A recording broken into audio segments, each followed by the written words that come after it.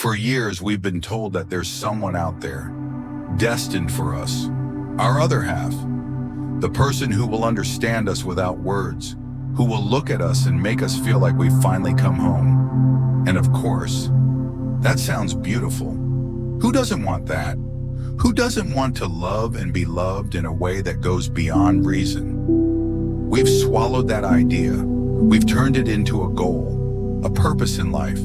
And we've romanticized it so much that we no longer know if we're seeking love or salvation. But there's something almost no one says, something uncomfortable, something that once you realize it hurts, but also sets you free. What if that twin flame isn't love, but attachment? What if that intense connection you felt with that person wasn't magical, but a mirror of your unhealed wounds? What if it wasn't the universe speaking to you, but your trauma repeating itself? Many people who become obsessed with the idea of a twin flame, and I say this with love because I've been there too, have emotional patterns that repeat. Not because they're broken or damaged, but because there's a part of them still waiting for something they never received. And that part looks for in others what it doesn't yet know how to give to itself. Anxious attachment, fear of abandonment, childhood wounds, fragile self-esteem, idealization, mistaking intensity for love. And when someone shows up and activates all of that, it feels like destiny. And yes, the connection feels one of a kind, like that person knew you before, like you could see their soul and they could see yours. But then they vanish, they confuse you, they come and go. One day they love you deeply, and the next they leave as if you never mattered. And you justify everything. They're on their journey. We're mirrors. This is part of the spiritual path. And you keep waiting. And worst of all, you start blaming yourself. Maybe I'm not vibrating high enough. Maybe I'm not enough. I'm probably blocking the connection with my wounds. And without realizing it, what seemed like a soul love story becomes a story of abandonment, but this time disguised as spirituality. And that's dangerous because it keeps you stuck in toxic relationships, thinking it's karma or a soul mission. It makes you endure the unbearable, thinking it's a test.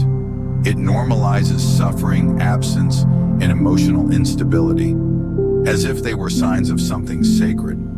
But what if they're not? What if you're just reliving old pain in a new story?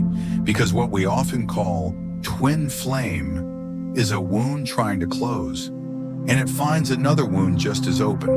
And of course that feels intense. Of course it hurts. But not because it's real, but because you're repeating what you haven't healed yet. True spirituality doesn't trap you. It doesn't make you beg for attention. It doesn't leave you on pause waiting for the other person to awaken. It doesn't break you and then call it growth. True spirituality brings you back to yourself. It helps you look at yourself with compassion. It invites you to stop searching outside for what has always been within. It reminds you that the soul doesn't need to be completed because the soul is already whole. And maybe, just maybe, you didn't come here to find your twin flame.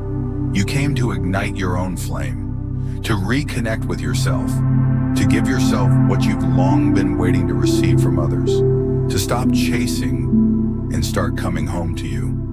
Because when you are whole, love doesn't hurt anymore. It doesn't consume you. It doesn't bring you to your knees.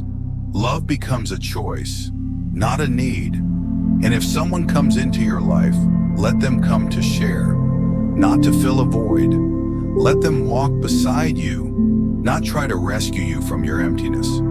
So if you're out there, waiting for your twin flame, maybe the universe is waiting for you to come back, to hold yourself, to choose yourself.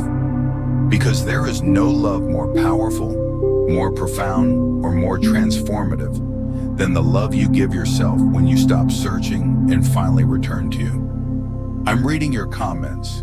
Tell me if you've ever been through something like this. Let's talk. Healing is also about sharing. And if this touched something in you, If you saw yourself in these words, subscribe, you're not alone.